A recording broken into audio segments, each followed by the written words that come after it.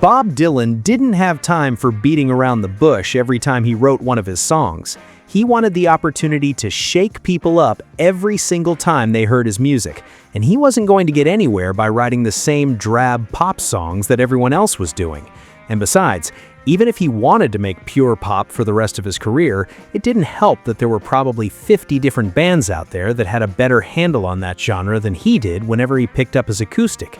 It's hard to imagine a voice like Dylan's singing Beach Boys songs, so the most that he could hope for was making tunes that had much more to do with the greater world around him.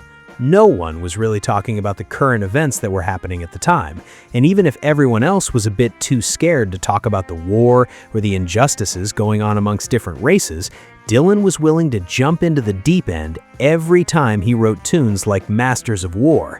He didn't care what anyone thought of him when he aired his opinion, but the rest of the music world wasn't exactly ready to go along for the ride. Dylan was an artist who seemed to be more respected than played during the first few years of his career, but when you look at the rest of the biggest names in rock, the right people were listening when the British invasion got underway.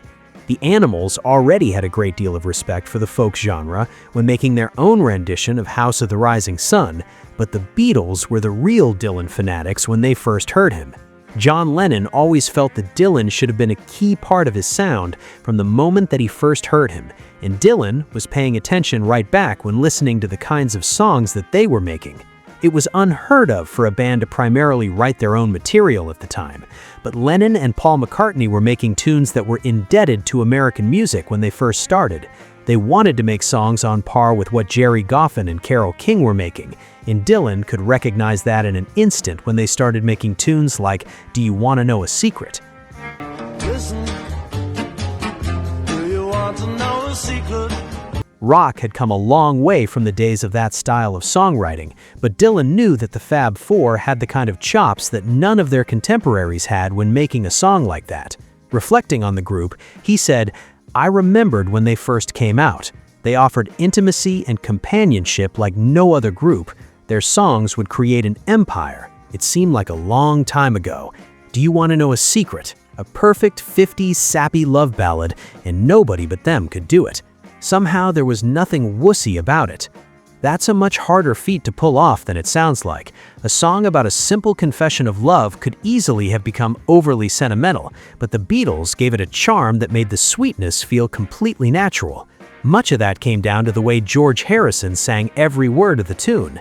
Harrison was always the quiet member of the band, and while he usually sang his own material whenever he performed, hearing him sing a song about someone revealing their feelings to a crush fits his personality perfectly. His understated delivery gave the track an innocence that made it feel sincere rather than exaggerated.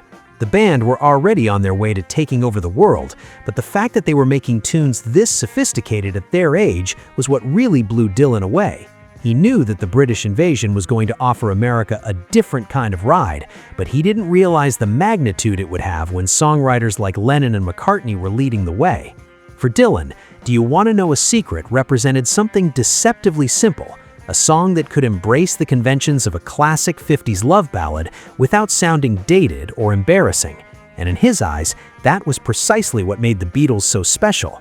They could take something familiar, make it sound effortless, and somehow make it completely their own. And according to Bob Dylan, nobody else could have done it quite like them.